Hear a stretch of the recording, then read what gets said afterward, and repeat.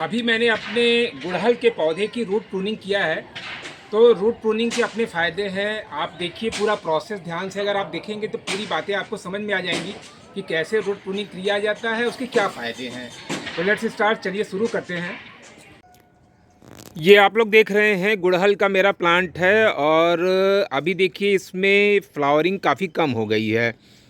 तो फ्लावरिंग इसमें क्यों कम हुई है उसका रीज़न मैं आपको बताता हूँ दोस्तों।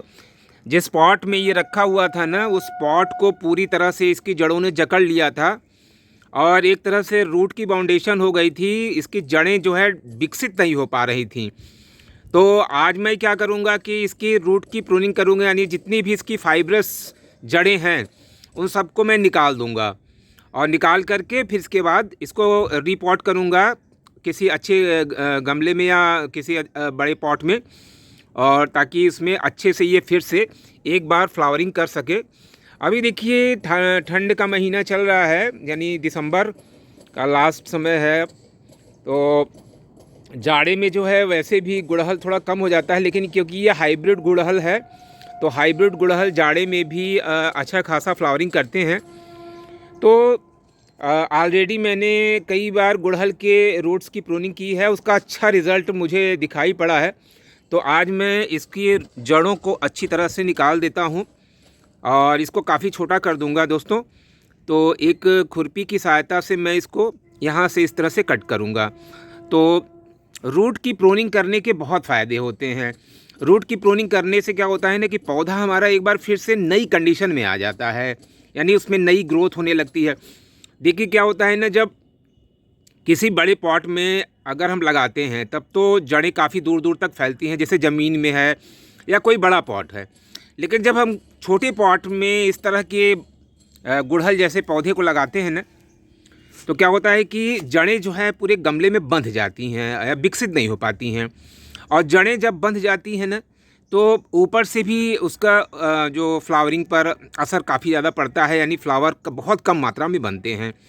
तो जब एक बार इसकी रूट की प्रूनिंग कर दूंगा ना, तो फिर से इसकी नई नई जड़ें जब विकसित होंगी तो ऊपर से भी पौधा हमारा जो है वो फिर डेवलपमेंट लेगा और थोड़ा सा ऊपर से भी मैं कट करूँगा। तो इस प्रोसेस को आप दोस्तों देख लें, ये बहुत ही काम का प्रोसेस है, आपके लिए भी इंफॉर्मेटिव है। और अगर आपकी भी गुड़हल में फ्लावरिंग ठीक से नहीं हो रही है तो आप गमले को चेक करें कि कहीं आपके भी गुड़हल के पौधे की जो रूट है उसका बाउंडेशन, यानी उसकी जो जड़ें हैं वो पूरी तरह से बंध तो नहीं गई हैं, जकड़ तो नहीं गई हैं।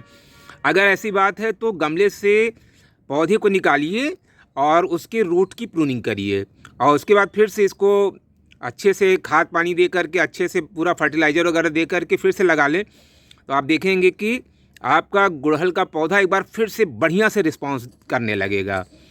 तो ये देखिए मैं स्टार्ट करता हूँ। ये देखिए इस तरह से हमें कट कर देना है। इसमें घबराने की बात नहीं है, जो जड़ टूट जाएगी ना तो उससे ये मत परेशान होइए कि आपका पौधा ख़राब हो जाएगा।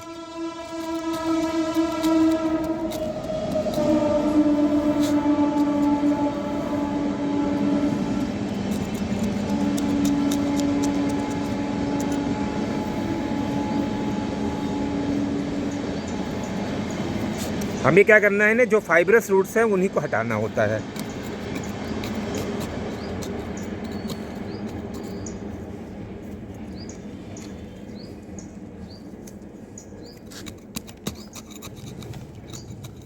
कोई भी बड़ा जो पौधा होता है उसकी रूट प्रूनिंग बहुत ज़रूरी होती है। देखिए इस तरह से, जैसे ये वाली जड़ आप देख रहे हैं ना, इसको भी मैं कट कर दूंगा।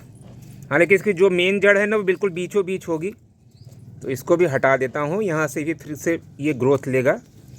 तो इस तरह की जैसे ये वाली जड़ को मैं हटा दूंगा।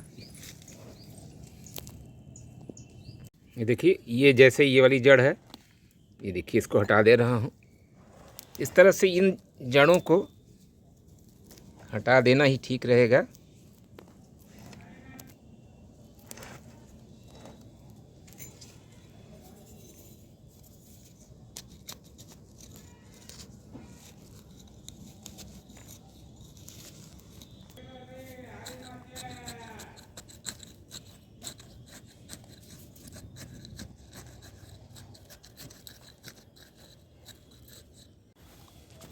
तो ये देखिए, ये निकल आया है पूरी अच्छी तरह से। ये देखिए, इसकी रूट प्रूनिंग हो गई है और मुझे इसको इस घड़े में लगाना है। तो घड़े का साइज़ भी काफ़ी बड़ा है।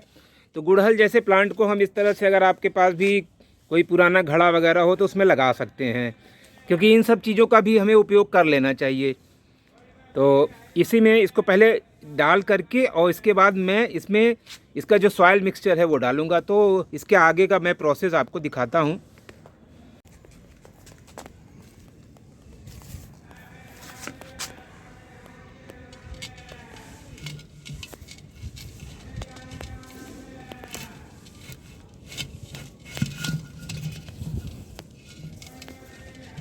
तो अब इसके बाद मुझे इसमें मिट्टी डालनी है। तो मिट्टी मैं जो आपने देखा है, इसकी जो रूट प्रूनिंग से जो मिट्टी निकली है उसको नहीं डालूंगा। जो तैयार मिट्टी है जिसमें गोबर कंपोस्ट वगैरह सारी चीज़ें मैं मिक्स करके मैंने रखा हुआ है, उसको मैं इसमें डालूंगा।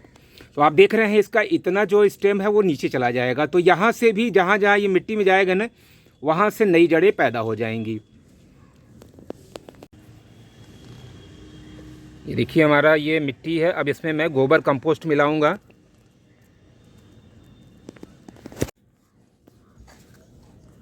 मिट्टी को पूरी तरह से फाइन कर लेना चाहिए।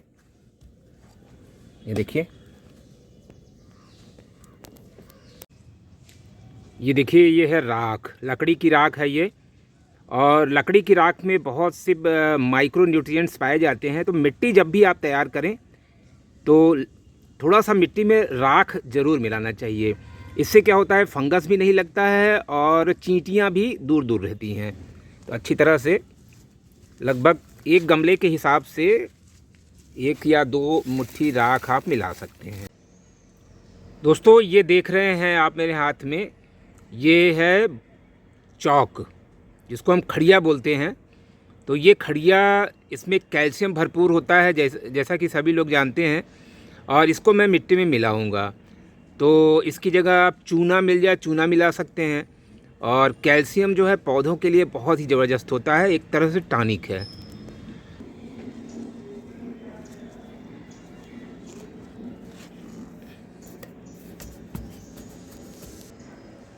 और ये है नीम की खली।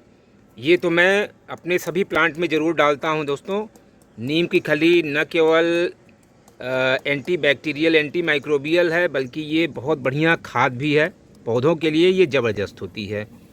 तो इसको तो आप ज़रूर अपने प्लांट में डालें। ये देखिए, इस तरह से आप मिट्टी जब भी तैयार करें तो ये सारी चीज़ें ज़रूर डालें।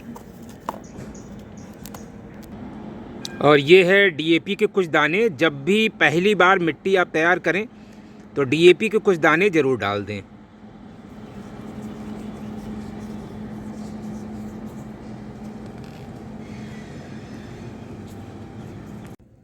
और दोस्तों, ये देख रहे हैं आप लोग, ये है गोबर कंपोस्ट।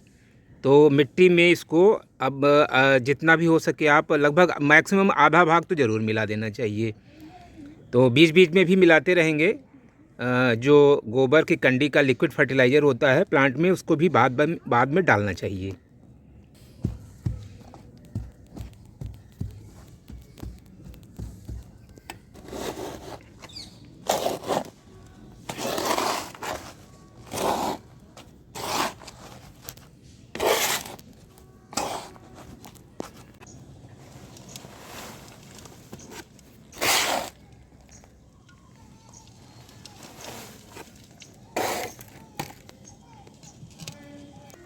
ये आप लोग देख रहे हैं मेरे हाथ में, ये है भूसा यानी हस्क। तो पौधे की जड़ों को गर्म रखने के लिए, अभी देखिए ठंडी का समय है ना, तो ये जो भूसा है ये पौधे की जड़ को गर्म रखेगा और इसका सीधा असर पौधे के ऊपर पड़ेगा। और ये बहुत अच्छा फर्टिलाइज़र का भी काम करे, यानी मैन्योर बन जाएगा, क्योंकि ये भूसा है पूरी तरह से ये सड़ करके खाद में बदल जाएगा।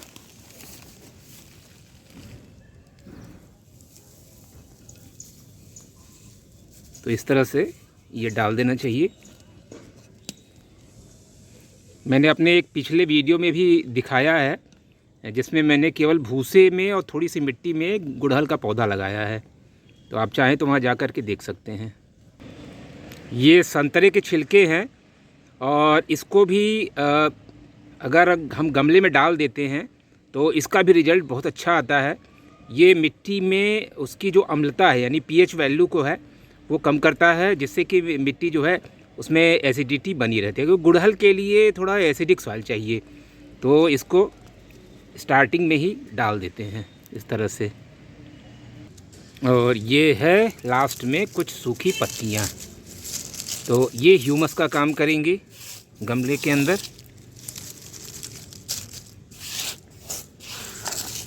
फ्रेंड्स, ये वीडियो आपको कैसा लग रहा है कमेंट ज़रूर करें, और अगर आप मेरे चैनल पे नए हो तो प्लीज़ सब्सक्राइब भी कर सकते हैं।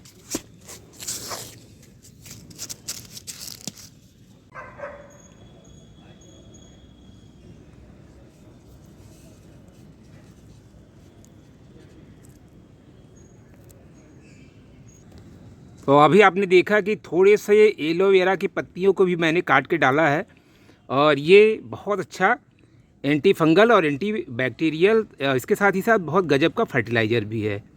तो इसको भी गमले में, अगर आपके पास ज़्यादा एलोवेरा के पौधे हैं तो कुछ को काट करके गमलों में डाल सकते हैं। अब इसके बाद अच्छे से इसकी वाटरिंग कर देते हैं, और ऊपर से इसकी जो ब्रांचेस की प्रूनिंग है उसको आज नहीं करेंगे, क्योंकि जिस दिन रूट प्रूनिंग करें उस दिन ब्रांच की प्रूनिंग नहीं करनी चाहिए। पहले 1-2 दिन अच्छे से रूट को सेट हो जाना चाहिए। ये देखिए, पानी से पूरा इसको मैं भर दूंगा।